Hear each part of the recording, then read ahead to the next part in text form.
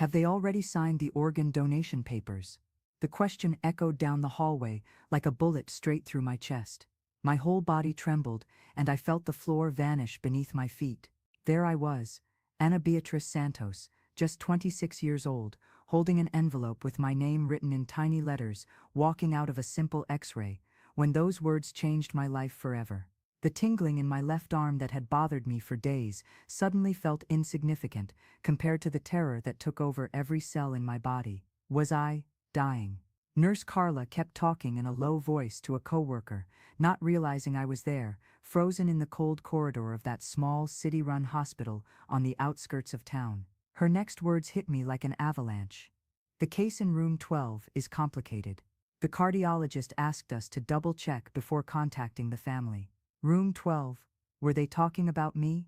My mind spun, trying to process the reality collapsing over me like a devastating storm. My knees buckled, and I had to lean against the icy wall to keep from collapsing right there. The metallic hospital smell, mixed with the faint perfume of the janitor, now made me feel deeply nauseous. Every passing second felt like an eternity, and the hum of the machines around me morphed into a sinister choir announcing my fate. How could a morning that had started so ordinary become the most terrifying day of my existence? What brought me there had begun weeks earlier, when that persistent tingling in my left arm started to bother me. I was a dedicated young woman, working as an administrative assistant in a small family business in the southern district of São Paulo. I got up every day at 5:30 in the morning to spend 2 hours on public transportation before arriving at work. My routine was simple and predictable. Wake up early, make breakfast for my dad, Joseph, a stern, quiet man who had worked as a doorman in a commercial building for over 20 years, and for my mom, Constance, a sweet, hard-working woman who spent her days taking care of the house and sewing to help supplement our family income. We were a simple family, but united by love and necessity. We lived in a small 2-bedroom house in the Red Oaks neighborhood, with walls that told stories of struggle and resilience. Every brick in that house represented a dream achieved through sweat and sacrifice. My father had built our home with his own hands on weekends, brick by brick, for years, while my mother saved every penny to buy construction materials. I was an only child, and from a very young age, I learned I needed to be strong and independent. My parents hadn't had the chance to study beyond elementary school, but they always made sure I had every opportunity they didn't. I remember nights when my mother stayed up late, sewing school uniforms for other kids in our neighborhood just to pay for my books and school supplies. My father, for his part, worked overtime whenever possible, coming home exhausted, but always with a loving smile for me. During high school, I studied at night and worked during the day as a clerk at a local bakery. I woke up at 5 in the morning, worked from 7 to 5, ran home, took a quick shower, ate dinner standing in the kitchen, and rushed out to school. I got home around 11:30 at night, studied until 1 in the morning, and repeated the same routine the next day. Those 3 years were intense, but I knew each sacrifice took me closer to my dreams. I managed to graduate from high school with good grades and soon found the job at the company where I currently worked. The salary wasn't much, but it was enough to help at home and still leave a little for myself. I dreamed of getting a degree in business administration and had even applied to a federal scholarship program, hoping to earn a spot for the next semester. Life was finally taking shape, and I felt optimistic about the future. But then the tingling began. At first I thought it was just fatigue or bad posture at work. I spent 8 hours a day sitting in front of a computer, typing reports and organizing documents. It was natural for my body to complain a bit, wasn't it? But the tingling persisted and gradually turned into a subtle yet constant pain that stayed with me from the moment I woke up until I went to sleep. My mother was the first to notice something was wrong. "Anna, you haven't been eating properly," she said one morning, noticing I'd left most of my breakfast untouched for the 3rd time that week. "And that arm pain never goes away. I think you should see a doctor." My dad, usually reserved with his opinions, agreed immediately this time. "It doesn't hurt to check, sweetheart. It's just a routine checkup." That's how I found myself on that gray Friday, walking through the cold hallways of the municipal hospital in our area. The place exuded a melancholic air that matched my mood perfectly. The walls, painted a faded green, told silent stories of pain and hope, and the soft echoes of the machines created a disturbing soundtrack for my journey into the unknown. The receptionist, a middle-aged woman with thick glasses and a professional smile, directed me to the radiology waiting room. I sat in an uncomfortable, cracked faux leather chair and began observing the movement around me. There were people of all ages, elderly folks with canes and walkers, crying children in their mothers' arms, adults like me with worried expressions etched on their faces. That's when I met Mrs. Marcy, a lady with gray hair and gentle eyes who was sitting beside me. She noticed my anxiety and began talking to me in a motherly tone. "First time getting an X-ray, dear?" she asked with a warm smile. I explained about the pain in my arm, and she nodded with understanding. "Ah, my child, I've been through it all. At 73, this body has seen a little bit of everything. But you know what I've learned? That we are stronger than we think." Her words comforted me for a moment, but the anxiety kept growing in my chest like a weed. I watched other patients being called, some leaving the exam smiling, others with more serious expressions. The clock on the wall marked each second, as if it were a countdown to something I couldn't define, but felt would change my life forever. When I finally heard my name called out loud, my heart raced. I stood up on trembling legs and followed Nurse Carla, a woman of about 40, with serious eyes and a restrained smile that tried to convey professionalism and empathy at the same time. Her hair was pulled back in a perfect bun, and her white uniform was so well pressed, it looked like it had just come from the laundry. "Don't worry, sweetheart," Carla said as we walked down the hall toward the X-ray room. "It's a quick, painless procedure. In a few minutes you'll be free to go home." Her words should have calmed me, but there was something in her tone that made me even more nervous. Maybe it was just my imagination running wild, fueled by the anxiety consuming my thoughts. The X-ray room was an impersonal cold space dominated by an imposing machine that gleamed under the intense fluorescent lights. The walls were lined with lead plates, and radiation warning signs were everywhere. The technician, a young man in a blue lab coat and protective glasses, greeted me politely but distantly. "You can take off your blouse and put on this gown," he said, handing me a thin piece of fabric that barely covered my body. I followed every instruction precisely, positioned myself as directed, arms crossed over my chest and chin raised, trying to keep my breathing steady while the technician adjusted the machine. "Don't move and hold your breath when I tell you," he instructed, before leaving the room to operate the equipment from outside. The next few seconds felt like an eternity. I heard the machine's mechanical clicks, felt the invisible beams of light pass through my body, and tried not to think about what those images might reveal. In moments it was all over. The technician returned, helped me off the platform, and before I could grab my jacket, shrugged and said in a neutral tone, "All set. The doctor will review the images and call you shortly."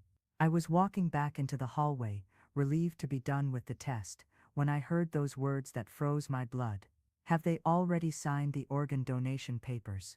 Nurse Carla's question, addressed to a colleague I couldn't identify, hit me like lightning on a clear day. My whole body shook, and a bitterness rose in my throat that almost made me throw up right there.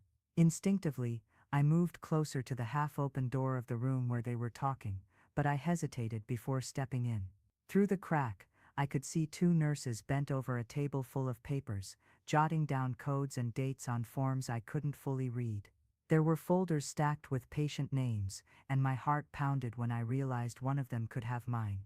"The case in room 12 is complicated," Carla continued, unaware of my presence. "The cardiologist asked to confirm everything before contacting the family." Those words reverberated in my mind like funeral bells. Room 12, was that me? How could a simple X-ray turn into a life or death matter? I walked back to the bench in the hallway on shaky legs with my heart pounding so hard it felt like the entire hospital could hear it. My hands were sweaty and trembling, and I felt a pressure in my chest that made every breath a conscious effort. The beats of my own heart echoed in my ears like a frantic drum, announcing that something in my life had changed forever. If you've been following stories like this, don't forget to subscribe to our channel so you can keep receiving accounts that touch the soul and make us reflect on the true values of life. These experiences teach us that even in the hardest moments, there is always a light of hope waiting to be discovered. I tried to calm myself, breathe deeply, and think rationally about the situation. Maybe I'd misunderstood. Maybe they were talking about a completely different patient, but a voice inside me, a feminine intuition that rarely failed me, whispered that something was very wrong. The tingling in my arm, which had seemed like just an annoyance, now took on terrifying proportions in my imagination. Minutes that felt like hours passed until I finally heard my name called again. Dr. Henry, a man of about 50, wearing a spotless lab coat and thin glasses, greeted me with a smile meant to reassure me, though it couldn't completely hide the seriousness in his eyes. "Anna, I received your test results," he said, adjusting his glasses and gesturing for me to sit in the chair across from his desk. The office was small and crammed with papers, diplomas on the walls, and a bookshelf full of medical books that seemed to hold all the secrets of modern medicine. I felt the world spin around me and gripped my purse strap tightly, as if it were my anchor to reality. "Your X-ray shows something that deserves our attention," the doctor continued, his voice taking on a more serious tone. "There's a shadow on your left lung that we need to investigate further. I don't want you to panic, but we'll need to run a few additional tests to understand exactly what it is." Dr. Henry's words reached me as if they were coming from far away, muffled by a growing hum in my ears. A shadow on my lung. Additional tests. My mind tried to process the technical information he kept explaining. CT scan, biopsy, possible diagnoses, but all I could think about was that conversation regarding organ donation I'd overheard in the hallway. "Miss Anna, are you listening to me?" The doctor's voice pulled me back to reality. I realized I'd drifted off into my own thoughts and that he was looking at me with concern. "I know it's a lot to process at once, but I want you to know we're here to take care of you. We're going to run all the necessary tests and figure out exactly what's going on." I left his office with a list of exams to take and a whirlwind of emotions roaring in my chest. The trip home had never felt so long. Every subway stop, every street I'd known since childhood, everything looked different, as if I were seeing the world through a new and frightening lens. When I finally got home, my parents were waiting for me in the living room, anxious to know the test results. My father, usually reserved with his emotions, couldn't hide the worry in his eyes when he saw my expression. My mother immediately stood up from the couch and came to me, holding my hands with her usual tenderness. "So, my daughter, what did the doctor say?" she asked, her voice loaded with maternal anxiety. I looked at those two human beings who had devoted their lives to giving me the best they could and felt a lump in my throat that made it hard to find the right words. "He said, I need to take more tests," I replied, trying to keep my voice steady. "There's a shadow on my lung, but we still don't know what it is."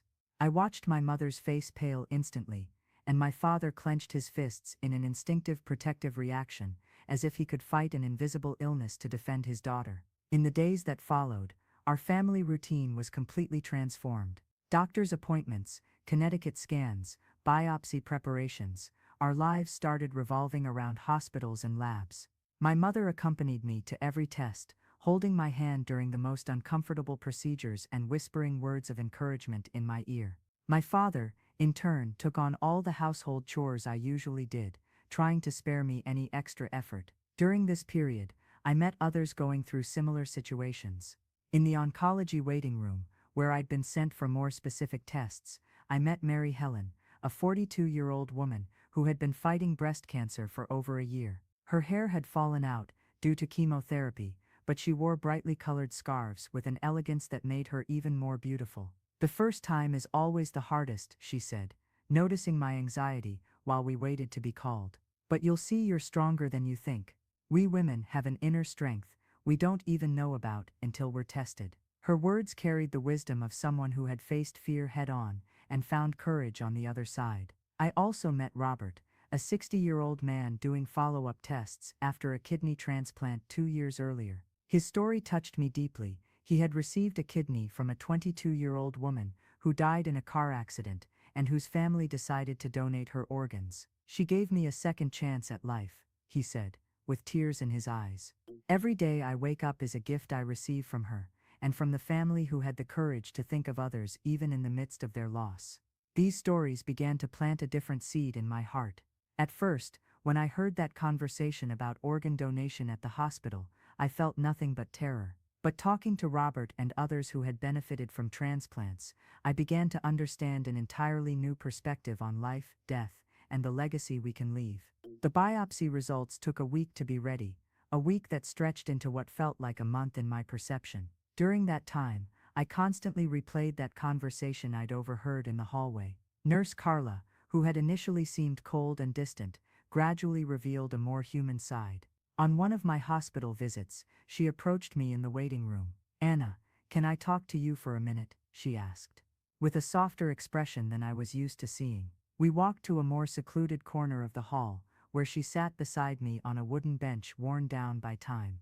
"I know you must be very anxious waiting for your test results," she began, her words carrying genuine empathy. "I've worked in this hospital for 15 years, and I've seen many people come through here. Some with difficult diagnoses, others with scares that turned out to be benign. But what I've learned is that regardless of the result, there is always something we can do to give meaning to our experience." She then told me about the hospital's organ donation program. She explained how the process worked, how families made those decisions in the most difficult moments, and how those acts of generosity turned tragedies into hope for other people. "I'm not suggesting anything, you understand," she clarified quickly. "I just want you to know there are ways to find meaning even in the most challenging situations." That night, I went home with my head buzzing. I sat in my bedroom, at the small desk where I used to study during high school, and began writing in a notebook my mother had given me for my birthday. Writing had always been my way of processing hard emotions, and now, more than ever, I needed to put my feelings on paper. "Dear Diary," I began, "today I discovered that fear can be transformed into something more powerful when we find a purpose bigger than ourselves." When I heard that question about organ donation, I thought it was the end of everything. But now I'm starting to understand that maybe it's the beginning of something completely new. The day the result came arrived on a sunny Thursday, ironically contrasting with the storm of emotions raging inside me. I reached the hospital with my parents, all of us dressed in our best clothes, as if we were attending an important event, which in a way was exactly what it was. Dr. Henry received us in his office with an expression that immediately reassured me. It wasn't the face of someone about to deliver devastating news. "Anna," he said, with a genuine smile, "I have good news for you. The biopsy showed that the shadow in your lung is benign. It's a small inflammatory nodule, probably caused by an old respiratory infection your body has already fought off successfully." The room seemed to burst with joy. My mother started crying with relief. My father hugged me with a strength I didn't know he had, and I felt as if a gigantic weight had been lifted from my shoulders. The tingling in my arm, the doctor explained, was related to muscle tension caused by stress and anxiety, and would tend to disappear once the worry subsided. But even with such wonderful news, something inside me had changed irreversibly. Facing the possibility of mortality, questioning my own future, and discovering the strength that exists in vulnerability had planted seeds of transformation that would continue to grow long after that day. Walking through the hospital corridors for the last time as a patient, I found Nurse Carla again. This time, I was the one who approached her. "Carla," I said, "I want you to know that our conversation left a deep mark on me. Even though I've just learned I don't need to worry about this right now, I want to register as an organ donor." She looked at me with surprise and admiration. "Are you sure, Anna? It's a very important decision." I nodded with determination. "I'm sure. I've learned that our lives matter not just because of how long we live, but because of the legacy we leave. If someday my body can no longer house my soul, let it give life to someone who needs it." I filled out the forms with a sense of peace I hadn't expected to feel. Every signature, every field completed represented not a farewell ticket, but a declaration of love for life in all its forms. I talked to my parents about my decision, and after an initial understandable emotional resistance, they ended up agreeing and feeling proud of my choice. In the weeks that followed, I returned to my normal routine, but carrying a completely new perspective on existence. Work was the same, but now I saw each task as an opportunity to contribute positively to the world. My relationship with my parents deepened, becoming more open and affectionate, as if the possibility of loss had taught us to value every moment together. I went back to studying for the college entrance exam with renewed determination, but now my dreams included not only my own professional success, but also ways to use my education to help others. I started volunteering at the same hospital where I'd undergone my tests, helping guide other patients who were facing difficult diagnoses. It was while volunteering that I met Julia, a 16-year-old girl waiting for a heart transplant. Her condition was serious, and she spent most days connected to machines that kept her heart functioning while she waited for a compatible donor. Despite the gravity of her situation, Julia maintained an infectious optimism that lit up the entire pediatric ward. "You know, Anna," she said, during one of our conversations, "I used to be afraid of dying, but now I realize what I was really afraid of was not truly living. Every day I spend here, even connected to these machines, is a day when I can smile, make a new friend, learn something new. That's living." Her words touched me deeply and made me reflect on how I had spent much of my life worrying about small problems that, in the grand scheme of things, mattered very little. The tingling in my arm, which had taken me to the hospital, now felt like a disguised gift, a warning from my body that forced me to stop and reassess my priorities. 3 months after learning I was healthy, I received a call that would once again change my perspective on the value of life. It was from the hospital, informing me that a 24-year-old young man had been admitted to the ICU after a motorcycle accident, and that his family had decided to donate his organs. His heart would be compatible with Julia. I rushed to the hospital and found the girl being prepped for surgery. Her parents were nervous but hopeful, and she herself radiated a surprising calm. "Thank you for teaching me not to be afraid," she whispered, holding my hand before being taken to the operating room. "You helped me understand that life is about connections, about how we touch other people's lives." The surgery was a success. Julia received a new heart and a second chance at life. The young donor, whose name I later learned was Gabriel, had been an engineering student with dreams similar to mine. His family, amid the indescribable pain of loss, had the courage and generosity to turn their tragedy into hope for other families. I met Gabriel's parents a few weeks after the surgery. Mrs. Carmen and Mr. Joseph were simple people, like my own parents, who had lost their only son in a senseless accident.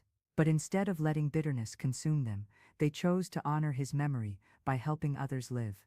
"Gabriel was always a generous boy," Mrs. Carmen said, tears in her eyes, but a smile on her face. "When the doctors explained organ donation to us, we had no doubts. We knew that's what he would have wanted. Now he keeps living in Julia's heart, in the kidneys of a 50-year-old man, in the liver of a mother of 3. Our pain hasn't gone away, but it gained meaning. These experiences transformed me in ways I could never have imagined." The frightened young woman who entered that hospital months earlier had become a woman with a deep understanding of the meaning of life, death, and the legacy we leave in the world. I learned that our existence isn't measured by how many years we live, but by the quality of the connections we make and the positive impact we have on others' lives. I resumed my studies for the entrance exam with a new area of interest: medicine. I wanted to understand not only the technical aspects of saving lives, but also the human aspects of caring for people in their most vulnerable moments. My experience as a patient had given me a unique perspective that I knew would be valuable in my future medical career. My parents, initially worried about the difficulty and cost of medical school, gradually began to support my new dream. They had seen my transformation and understood that I had found my true calling. "If that's what will make you happy and help other people," my father said, "then we'll find a way to make that dream come true." A year after that terrifying day at the hospital, I was taking the medical school entrance exam and working as a volunteer coordinator for the Organ Donation Awareness Program. We organized talks in schools, companies, and communities, sharing real stories of donors and recipients, demystifying fears and prejudice, and encouraging more people to make this life-saving decision. During one of those talks, at a public school in the outskirts, very similar to the one I had attended, a 17-year-old girl approached me at the end of the presentation. "I was scared when my mom had to undergo tests at the hospital," she confessed. "But hearing your story, I realized fear can be transformed into something positive when we find a greater purpose." Her words reminded me of myself just a year earlier, and I realized how much I had grown since that terrifying moment in the hospital hallway. The insecure girl, who trembled upon hearing a conversation about organ donation, had become a woman who dedicated her free time to spreading hope and awareness about this act of love. At the end of that same year, I received two pieces of news that definitively marked my transformation journey. The first was my acceptance into medical school, with a full scholarship that would cover all expenses. The second was even more emotional.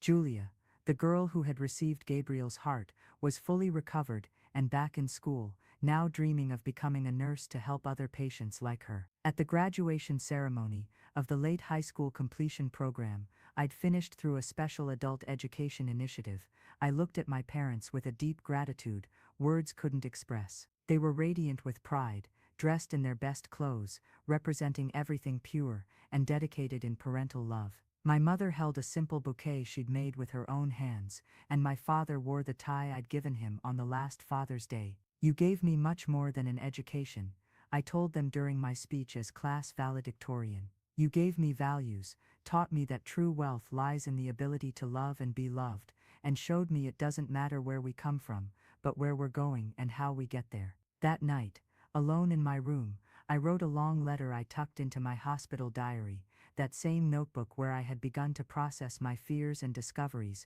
during those days of tests and uncertainty. "Dear past me, if you could see where we are today, you'd be surprised to discover that that terrible day at the hospital was actually the beginning of everything good that would come after. When you heard that question about organ donation, you thought it was the end. But it was just the universe preparing you for a journey of discovery about the true meaning of life. You will learn that strength isn't about never feeling fear, but about transforming fear into purpose. You will discover that vulnerability isn't weakness, but the doorway to genuine compassion. You will understand that our life gains meaning, not by the years we accumulate, but by the love we plant in other people's hearts. The tingling in your arm that scared you so much will prove insignificant compared to the strength you'll discover inside yourself. The organ donation papers that terrified you will become symbols of hope and generosity, and that conversation you overheard by chance in the hospital corridor will turn into the catalyst for a life mission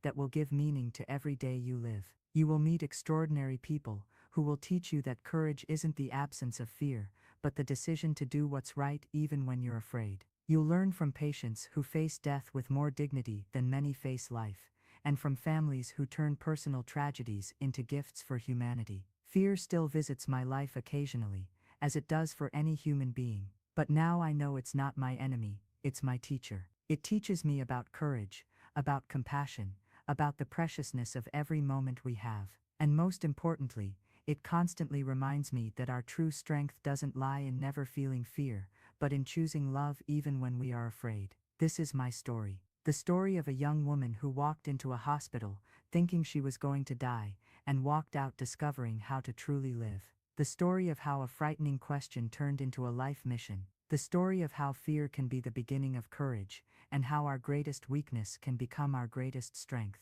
And if you are going through a difficult moment, if you're facing your own fears and uncertainties, I want you to know that you too have that same transformative strength inside you. Your scars can become sources of wisdom, your pain can turn into purpose, and your story, no matter how hard it seems right now, can become a source of inspiration and hope for other people. Life doesn't ask if we're ready for the challenges it presents, but it gives us exactly the strength we need to overcome them. And on the other side of every storm, there's always a stronger, wiser, and more compassionate version of ourselves waiting.